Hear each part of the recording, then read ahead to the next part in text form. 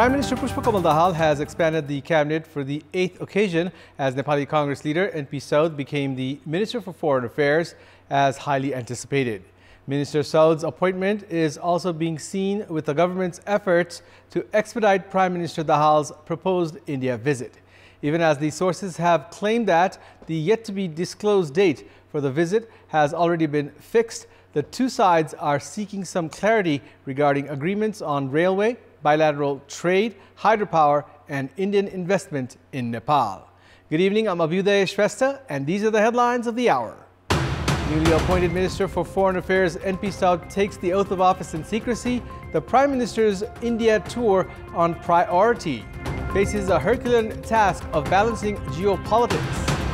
Political parties gear up for the by-election. Central leaders mobilized in all three constituencies. Leaders indulge in blame game. Some 334 under-construction roads connecting villages in the Tarai with highway and market areas stranded for 2 years. Lack of budget attributed. And Sankata chalk out a narrow 1-0 win over armed police force. Nepal police play a goalless draw against Saddabato at the domestic top flight. Prime Minister Pushpakamal Dahal has expanded the cabinet for the 8th time.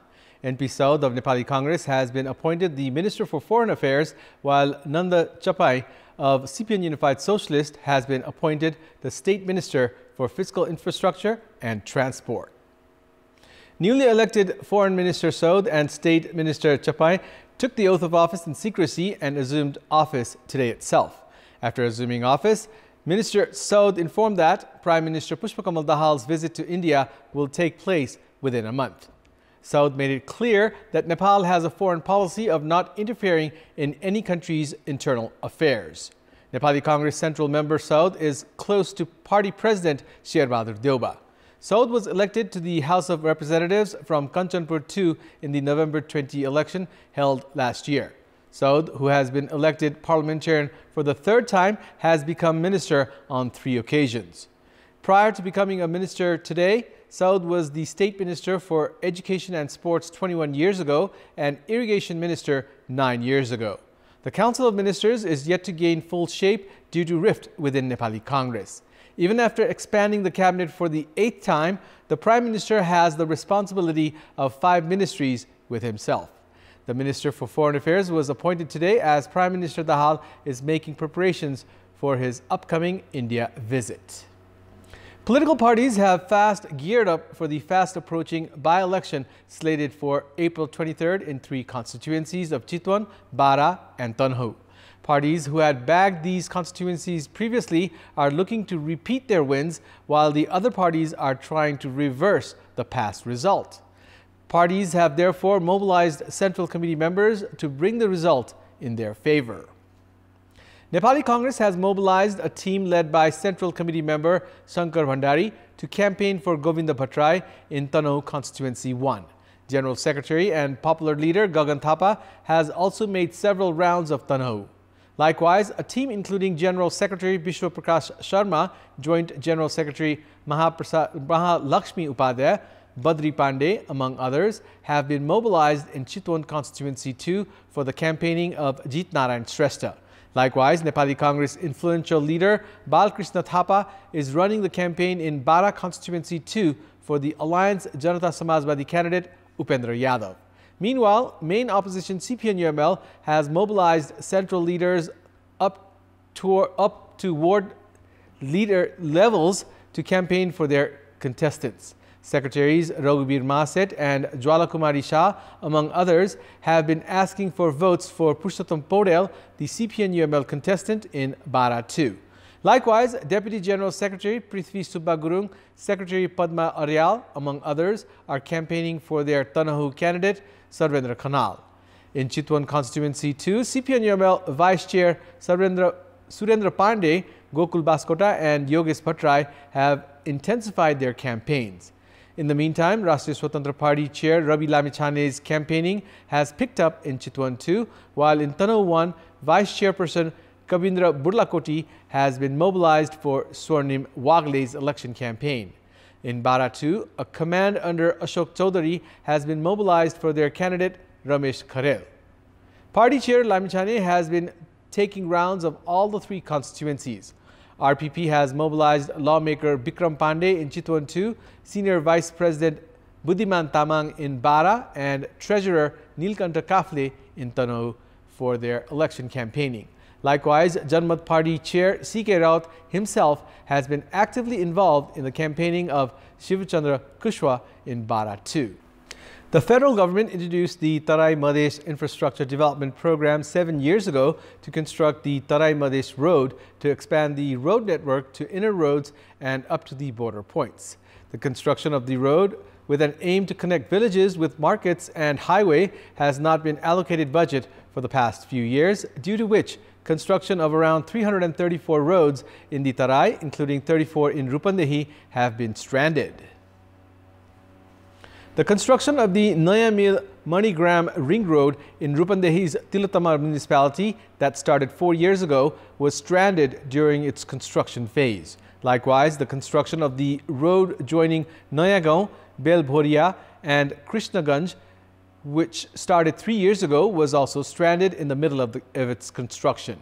The Road Division Office Butwal under the Tarai Madesh Road started the construction of 34 roads in Rupandehi and 8 in Nawal Parasi. More than 306.8 million rupees has been spent in the project so far. However, it has not been decided how the remaining amount of more than 421.39 million rupees needed to complete the project will be provided. The federal government, during its budget announcement for the fiscal year 2079-80, had said that the project would be given to the province by the government. However, as the federal government has not handed the project to the province and the province has not been able to allocate a budget for the project, the construction of the road has been stranded. In our Public Voice segment today, we have asked people in several provinces about the situation of school education after the local level taking responsibility. Let's take a look at what they had to say. Public Voice. नीतिगत रूपमा अनुभव मूल्याङ्कनका आधारमा स्थानीय तहले त्यति प्रभावकारी बनाउन सकेका छैनन्। राम्रै लागेछ। पढाइहरुमा त्यस्तो केही प्रगति देखेका छैन। सेवा सुविधा अलि उपलब्ध भएकोमा चाहिँ राम्रो छ। किताब ल्याउन पहलै गरेको छैन। शुल्कदेखि लिएर अनि एडमिसनहरुदेखि लिएर हरेक कुराहरुमा समस्याहरु देखिरहेको छ। शिक्षा क्षेत्रमा त्यति राम्रो सुधार चाहिँ देखिएको छैन। शिक्षामा चाहिँ केही सुधारका लक्षणहरु पनि देखिएका छन्। अनुगमन पनि केही खासै छैन। स्थानीय पाठ्यक्रम लागू भएको छ। स्थानीय तहले प्राविधिक र व्यावहारिक शिक्षातिर ध्यान दिएको पाइँदैन। शिक्षामा राजनीति हुन्छ। विद्यालयहरु राजनीतिको अखाडा बन्दै गएको छ।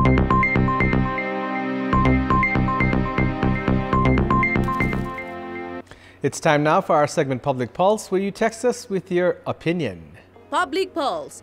But before that, let's take a look at the results from yesterday's poll. Yesterday, we had asked you, why have incidents of breaching the Election Code of Conduct not been controlled? 42% voted for A, weak election commission, 25% voted for B, dominating nature of parties, and 33% voted for C, lack of discipline. And here's today's question. Why have suggestions pointed out by the Auditor General's office not been implemented? Your options are A, the government irresponsibility, B, ambiguous policy, and C, lack of monitoring. The voting is on. Type NEWS, select your option A, B, or C, and send it to 34001 to share your opinion with us. Sports News. Sankata have registered their second consecutive victory at the Martyrs Memorial A-Division League. Sankata chalked out a hard-fought 1-0 victory over Armed Police Force in a match that saw 3 players red-carded. The match at Chessel Ground kicked off 18 minutes late than scheduled time as the jersey worn by Sankata keeper matched with the opponent's jersey. Sankata took the lead in the 28th minute through a penalty neatly taken by junior An Kunje. Sankata were awarded the penalty after Ayush Kalan was brought down inside the box. In a tension-filled second half, red cards were flashed to 1 APF player and 2 Sankata players. Sankata's Manish Dangi and APF's Dipesh Dimal were shown red cards. Likewise, Andre Thierry was red-carded after his second booking, as Sankata were limited to 9 men. However, they held on to their lead to clinch full points. In the second match of the day, played at Dasrat Stadium, Nepal Police Club and Saddabato played a goalless draw. And it's time now for the weather update.